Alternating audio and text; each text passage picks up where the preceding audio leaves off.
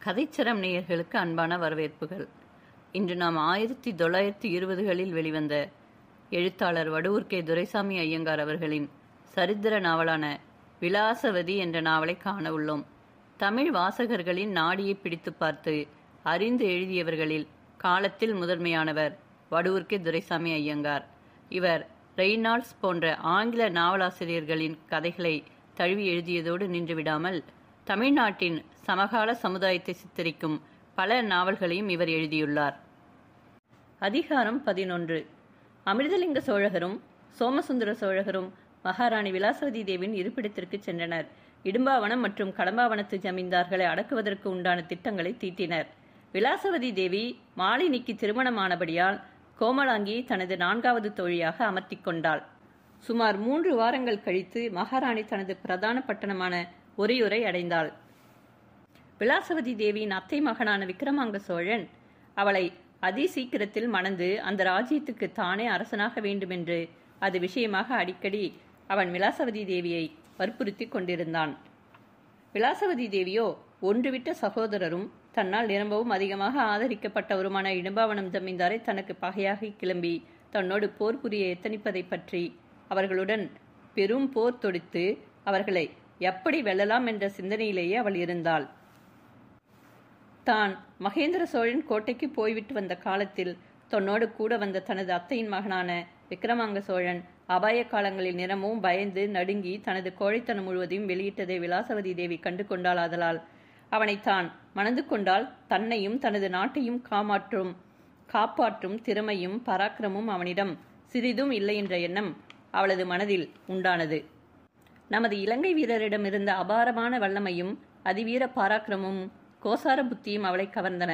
இத்தகைய குணங்கள் படைத்த ஆண்மகனை தன்னை காப்பாற்றக்கூடிய தனக்கு உகந்த புருஷன் என்ற எண்ணம் விலாசவதி தேவியினுடைய மனதில் தோன்றியது.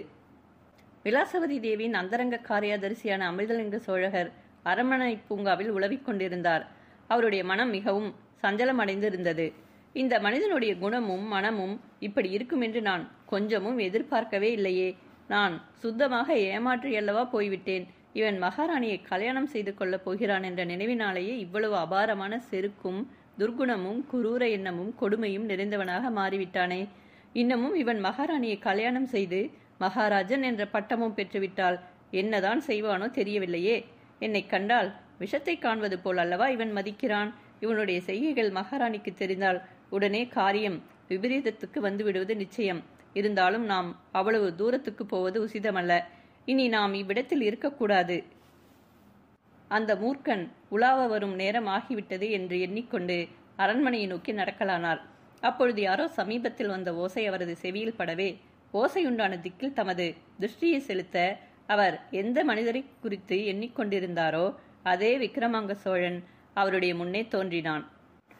அவன் செருக்கும் அகம்பாவமும் ஆணவமும் டாம்பிகமுமே வடிவெடுத்தது போல காணப்பட்டான்.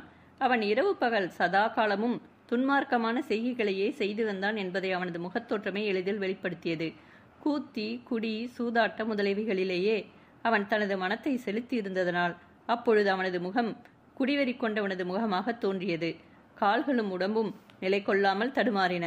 அவர் அண்டை நெருங்கி வந்த விக்கிரமங்க சோழன் பொருளையாக பேசத் தொடங்கி, ஓஹோ, அமிர்தலிங்க சோழகர் அவர்களா உழவுகிறது? ஆமாம், அவசியம் உழவ வேண்டியதுதான். இந்த பூஞ்சோலை சோழ மகாராஜரும் அவரது பட்ட மகிழ்ச்சியும் உழவுவதற்காக அமைக்கப்பட்டது என்பதை தெரிந்து கொள்ளாமல் கண்ட பதர்களும் பேய்களும் இதற்குள் நுழையத் தொடங்கிவிட்டார் போல இருக்கிறது என்று அட்டகாசமாக பேசத் தொடங்கினான். இன்னும் சொற்ப காலத்தில் நீரும் அந்த மகாராணியும் எல்லோரும் என் அதிகாரத்துக்கு அடங்கி நடக்கும் காலம் வந்துவிடும். அப்பொழுது உம்மையும் உம்முடைய செருக்கையும் நான் சரியான இடத்தில் வைப்பேன் என்பதை நீர் நிச்சயமாக நம்பலாம் என்று எடுப்பாக பேசினான். அமிர்தலிங்க சோழகர், நான் செய்த உதவியெல்லாம் இவ்வளவு சீக்கிரத்தில் மறந்துவிட்டீர்கள் போலிருக்கிறது. மகாராணியார் கல்யாண விஷயமாக பேசும் காலத்தில் தங்களுடைய மேம்பாடுகளை எல்லாம் எடுத்துச் சொல்லி தங்களை பற்றி சிபாரிசு செய்யும்படி தாங்கள் கொஞ்ச காலத்திற்கு முன் என்னிடம் சொன்னதையும் அதற்கு இணங்கி நான் அப்படியே செய்ததையும் அதற்கு மேல் இலங்கைக்கும் கடிதம் எழுதப்பட்டதையும் தங்களுக்கு நான் மறுபடியும் நினைப்பூட்ட வேண்டுமா என்றார். விக்கிரமாங்க சோழன் முன்னிலும் அதிகமாக கோபமடைந்து, உன் சிபாரிசினால் என்னென்ன காரியம் நிறைவேறிற்று? இலங்கையிலிருந்து என்ன மறுமொழி வந்ததென்று 1000 தரம் உன்னிடம் கேட்டேன். கல்யாணத்தை எப்பொழுது நடத்த விலாசவதி தேவி எண்ணுகிறாள் என்று நான் பல தடவைகள் உன்னிடம் கேட்டேன். எதற்கும் நீ சரியான உத்தரம் சொல்லாமல் பொய்யையும் புரட்டையும் சொல்லிக்கொண்டு திரிகிறாய். 1 மாதம் கழித்து கடிதத்தை மகாராணி படிக்கப் போகிறாள் என்று, கேழ்வரகில் நெய் ஒழுகுகிறது என்று கதை சொல்கிறாய். என்னுடைய கல்யாணம் நிறைவேறுவதற்கு நீதான் இடையூறாக நிற்பவன் என்பது எனக்கு நிச்சயமாக தெரிந்து போய்விட்டது. ஆகையால் உன்னுடைய சூதுகளும் புரட்டுகளும் இனி என்னிடம் பலியாகாது என்று நீ நிச்சயமாக மனதில் வைத்துக்கொள் என்று கடூரமாக பேசினான். அமிர்தலிங்க சோழகர் ஆரம்பத்தில் மகாராணியார் தங்களைத்தான் கல்யாணம் செய்து கொள்ள வேண்டும் என்று எண்ணியிருந்தார்கள். அதன் பிறகு மகேந்திர சோழன் கோட்டையில் இருந்து வந்த காலத்தில் நேர்ந்த அபாயங்களில் தாங்கள் சுத்த வீரத்தனத்தையும் பராக்கிரமத்தையும் காட்டி நடந்து கொள்ளவில்லை என்ற ஒரு கெட்ட அபிப்பிராயம் மகாராணியின் மனதில் ஏற்பட்டு போயிருக்கிறது. அதுவுமன்றி வேறு பல வகையிலும் தங்களுடைய நடத்தை ஆட்சேபகரமாக இருக்கிறது என்ற செய்தி அவர்களுக்கு எட்டியிருக்கிறதாகவே தாங்கள் இனியாவது சரியானபடி நடந்து அவர்களுடைய கெட்ட அபிப்பிராயம் மாறும்படி செய்தால் தங்களுக்கு எல்லா விஷயமும் அனுகூலமாக முடியும். இது ஒன்றுதான் நான் தங்களுக்கு சொல்லக்கூடிய முக்கியமான விஷயம் என்று கூறினார். இலங்கை வீரரும் கோமலாங்கியும் சந்தித்த பொழுது சோமசுந்தரர், உன்னுடைய தமையனார் சங்கேத குறிகள் கொண்ட கடிதம் வைத்திருந்ததை நீ உன்னுடைய ஒற்றன் மூலமாக எனக்கு அனுப்பியது கிடைத்தது என கூறினார். அதை கேட்ட கோமலாங்கி, என்னாலான உதவிகளை விலாசவதி தேவிக்கு செய்வதை என்னுடைய கடமையாக கருதுகிறேன். என்னுடைய தமையனார் அவளுக்கு பெருந்துரோகம் செய்ய எண்ணுகிறார். எனவே நான் அக்கடிதத்தை எடுத்தவுடனே இனி அங்கிருப்பது உசித்தமல்ல என கருதிய நான் வீராணம் வந்து சேர்ந்து விட்டேன் என்றார். சோமசுந்தரர், அக்கடிதத்தினால் நமக்கு மிகுந்த நல்லது ஏற்படும். அக்கடிதத்தில் ஏதோ சில கோடுகளும் புதிதான வட்டங்களும் கோணங்களும் சக்கரங்களுமே அந்த கடிதத்தில் காணப்பட்டன. அவர்கள் பிறருக்கு தெரியாமல் இருக்க வேண்டும் என்று தமிழ் எழுத்துக்களுக்கு பதிலாக வெவ்வேறு அடையாளங்களையும் கோட்டு வடிவங்களையும் ஏற்படுத்தி கொண்டு ஒருவருக்கொருவர் சங்கேதமாக கடிதம் எழுதி கொள்கிறார்கள். பல வகையில் அர்த்தம் செய்து முடிவில் அவர்களுடைய கருத்தையும் அடையாளங்களையும் நான் ஊகித்து அறிந்து கொண்டேன். அந்த கடிதம் வெகு சுருக்கமாக எழுதப்பட்டிருக்கிறது. அதன் வார்த்தைகள் என்னவெனில், புறப்படும் காலம் மாற்றப்பட்டிருக்கிறது. மகாராணி விடியற்காலையிலேயே புறப்பட்டு போய்விட தீர்மானித்து விட்டாள். இங்கே வந்தவர்களை திரும்பி வருவார்கள். அதிகமான பக்கபலமில்லை. இவ்வளவுதான் கடிதத்தின் சங்கதி. அடியில் யாருடைய கையெழுத்தும் இல்லை என்றார். மேலும் அவர், நம்முடைய மகாராணியின் அத்தை குமாரரான விக்ரமாங்க சோழகரும் பாண்டிய நாட்டு ஸ்தானாதிபதிகளான சுந்தர பாண்டியர், சந்திரசேகர பாண்டியர் ஆகிய இருவருக்கும் அந்தியந்த சிநேகம் இருந்து வருவது உனக்கு தெரிந்திருக்கலாம். இவர்கள் 3 பேரும் இன்னமும் பல சிநேகிதர்களும் ஒவ்வொரு இரவிலும் ஒன்று கூடி குடித்து வெறிகொண்டு சூதாடி குதூகலமாக இருந்து வருகிறார்கள். என்னுடைய வேலைக்காரனான சொக்கநாதன் என்னிடம் வந்து இந்த விவரங்களை எல்லாம் கூறினான். பின்னர் நேற்று காலையில் அவனுக்கு ஒரு நோட்டு புத்தகம் கிடைத்ததாம். அதை தன் கையில் வைத்துக்கொண்டு அதை பிரித்து ஆச்சரியத்தோடு ஏதோ வேடிக்கை பார்த்து கொண்டிருந்தான். உடனே அந்த நோட்டு புத்தகத்தை என்னிடம் கொடுத்தான். முதல் நாள் இரவில் விக்ரமாங்க சோழகர் சுந்தரபாண்டியர் முதலியோர் சூதாடி விட்டு போன பிறகு அவ்விடத்தில் அந்த நோட்டு புத்தகம் கிடக்க கண்டெடுத்த இன்னொரு வேலைக்காரன் அதை தன்னிடம் கொடுத்ததாகவும் அதற்குள் இருப்பது இன்னதென்று அறிய முடியவில்லை என்றும் கூறினான். நான் அந்த நோட்டு புத்தகத்தை திறந்து பார்க்க அதற்குள் இருந்து பல கடிதங்கள் கீழே விழுந்தன. அவைகளை நான் எடுத்து பார்த்தேன். நீ எனக்கு அனுப்பிய கடிதத்தில் எந்த விதமான கோடுகளும் கோட்டு வடிவங்களும் இருந்தனவோ அதே விதமான கோடுகளும் வடிவங்களுமே அத்தனை கடிதங்களிலும் இருந்தன. அந்த கடிதங்களில் இருந்த அடையாளங்களில் பல நீ அனுப்பிய கடிதத்தில் இருந்தவை போலவே இருந்தமையால் அந்த கடிதங்களினுடைய கருத்தை நான் ஒருவாறு உணர்ந்து கொண்டேன். அந்த நோட்டு புத்தகத்தில் இருந்த ரகசியத்தை நான் தெரிந்து கொண்டேன். அந்த நோட்டு புத்தகம் இன்னாருடையது என்பதும் ஒருவாறு தெரிகிறது. ஆனால் எல்லாவற்றிற்கும் வெளிப்படையான ருஜு ஏற்படுகிற வரையில் நாம் பெயரை வெளியிடாமல் இருப்பதுதான் நமக்கு பிரதிகூலமாக இருக்கும் என்று கூறினார். என்னிடம் சேர்ந்த நோட்டு புத்தகத்திலிருந்து சில கடிதங்களில் இருந்தும் வெளிப்பட்ட ரகசியங்களை தெரிந்து கொண்ட நான் இப்பொழுது அவசரமாக போகிறேன். இப்பொழுது மணி 6 இருக்கும் என்று நினைக்கிறேன். என்னுடைய வேலைக்காரனும் மகா திறமை வாய்ந்த போர் வீரனுமான சொக்கநாதனையும் நான் என்னோடு கூட அழைத்து கொண்டு போகப் போகிறேன். 2 குதிரைகளோடு ஊருக்கு வெளியில் வந்திருக்கும்படி அவனுக்கு உத்தரவு கொடுத்திருக்கிறேன். அவன் இந்நேரம் வந்து காத்திருப்பான் என கூறி அவளிடமிருந்து விடைபெற்றுக் கொண்டார். கோமலாங்கி அரண்மனைக்கு போய் சேர்ந்தார். இலங்கை வீரர் பூங்காவை விட்டு வெளிப்பட்டு உறையூர் பட்டணத்தை கடந்து மேற்கு கோட்டை வாசலை அடைந்தார். அவ்விடத்தில் அவரது கட்டளையின்படி சொக்கநாதன் என்ற அவரது பணிமகன் 2 குதிரைகளோடு காணப்பட்டான். அடுத்த க்ஷணத்தில் இலங்கை வீரரும் அவரது துணைவனும் நிரம்பவும் திறமை வாய்ந்தவையாக தோன்றிய அந்த குதிரைகளின் மீது அமர்ந்தவராக நகரத்தை விட்டு மேற்கு திசையில் செல்லனாயினர். சொக்கநாதன் அவருக்கு பணிவிடை செய்வதை ஒரு பெருத்த பாக்கியமாக மதித்து இருந்தான். அவரும் அவனை நிரம்பவும் வாஞ்சையாகவும் மரியாதையாகவும் நடத்தி சென்றார். அவர்கள் சென்ற பாதை வெகு தூரம் வரையில் சோழ நாட்டிலேயே சென்று அதன் எல்லையை கடந்து பாண்டிய நாட்டிற்குள் புகுந்து அதன் தலைமை நகரமான மதுரை மாநகரை அடையும் ராஜபாட்டை ஆதலால் அந்த பாட்டை நிறமும் விசாலமாகவும் இருபுறங்களிலும் பெருத்த பெருத்த விருட்சங்களை உடையதாகவும் இருந்தது. பாட்டையின் இருபுறங்களிலும் ஆரம்பத்தில் வயல்களும் சோலைகளும் தோப்புகளும் நிறைந்திருந்தன. அவர்கள் மேன்மேலும் செல்ல செல்ல அவைகள் காடாகவும் மரங்கள் அடர்ந்த ஆரண்யமாகவும் மாறின.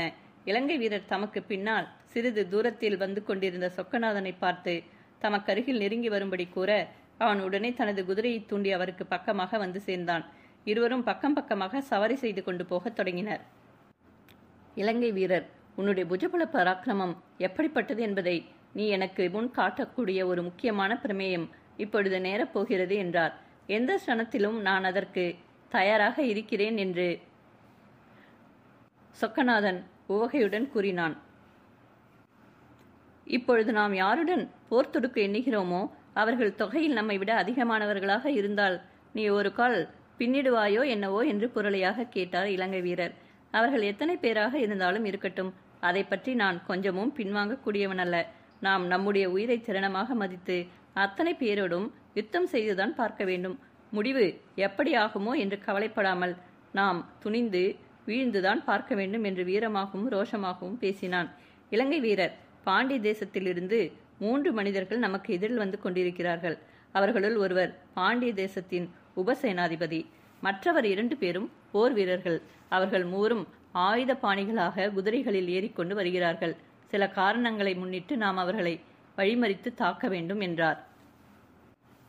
அவ்வாறு அவர்கள் இருவரும் சம்பாஷித்தபடி சவாரி செய்து கொண்டே போக அவர்களுக்கு எதிரில் வெகு தூரத்திற்கு அப்பால் வேகமாக வந்து கொண்டிருந்த குதிரைகளின் குளம்புகள் பாதையில் படுவதனால் உண்டாகும் சடசடவென்ற ஓசை அவர்களது செவியில் பட்டது. அதே க்ஷணத்தில் அவர்கள் இருவரும் போருக்கு ஆயத்தமாக எதிர்ப்பக்கத்தில் தங்களது பார்வையை செலுத்தினர். சிறிது நேரத்தில் அவர்களுக்கு எதிரில் 3 குதிரை வீரர்கள் தென்பட்டனர். ஒருவன் முன்னாலும் மற்ற இருவரும் அவனுக்கு பின்னால் பக்கம் பக்கமாகவும் வந்தது நன்றாக தெரிந்தது. அவர்கள் கத்தி, ஈட்டி, கேடயம் முதலிய எதிர்க்கவும் தடுக்கவும் தேவையான ஆயுதங்களை அணிந்தவராக காணப்பட்டனர். 3வரும் ஆஜானுபகுவான சரீரங்களை உடைய முரட்டு மனிதர்களாயும் சண்டையில் தேர்ந்த வீரர்களாகவும் தோன்றினர். இலங்கை வீரர் கம்பீரமாக நில்லுங்கள் என்று அதிகாரமாக அதட்டி அவர்களை நோக்கி கூறினார். அதை கேட்ட பாண்டிய நாட்டார் 3வரும் திடுக்கிட்டு சடார் என்று நின்றுவிட்டனர். முன்னால் இருந்தவர்களது தலைவன், யார் நீ, வழிப்பறி நடத்தும் கொள்ளைக்காரனா என்று கூறிய வண்ணம் தமக்கு பக்கத்தில் நீளமாக சொருக்கப்பட்டிருந்த கூர்மையான ஈட்டியை சரள் என்று கையில் எடுத்து தனக்கு எதிரில் நின்ற இலங்கை வீரரது கழுத்தை நோக்கி பாய்ச்சினான். அதைக் கண்ட இலங்கை வீரர் மின்னல் தோன்றி மறையும் நேரத்தில் தமது முகமுடியை கீழே தள்ளிவிட்டு கொண்டார். அதனால் பகைவனது ஈட்டி அவரது கழுத்தில் படாமல் போர்க்கவசத்தில் வந்து தாக்கியது. அதே க்ஷணத்தில் இலங்கை வீரர், எங்களை நீங்கள் எப்படி வேண்டுமானாலும் நினைத்துக் கொள்ளலாம். நாங்கள் உங்களை பிடித்து எப்படியும் கைது செய்து கொண்டு போக வேண்டும் என்ற உத்தேசத்தோடு வந்திருக்கிறோம். நாங்கள் 2, நீங்கள் 3. கூடுமானால் எங்களை வென்றுவிட்டு போகலாம் என்று நிரம்பவும் அதிகாரத்தோடு கூறிய வண்ணம் தமது பக்கத்தில் இருந்த பலுவான நீண்ட பட்டாக்கத்தை உயர்த்தி பிடித்தவராக குதிரையை தட்டிவிடாது எதிராளியின் குதிரை மீது போய் முட்டியது. உடனே இலங்கை வீரரது கத்தி பம்பரம் சுழலுவது போல சுழன்றது. 5வரும் கை கலந்து யுத்தம் செய்ய தொடங்கினர். பாண்டிய நாட்டின் உபசேனாதிபதியும் அவனது வீரன் ஒருவனும் இலங்கை வீரரோடு சண்டை செய்ய சொக்கநாதன் மற்ற வீரனை விடாமல் வளைத்து கொண்டான்.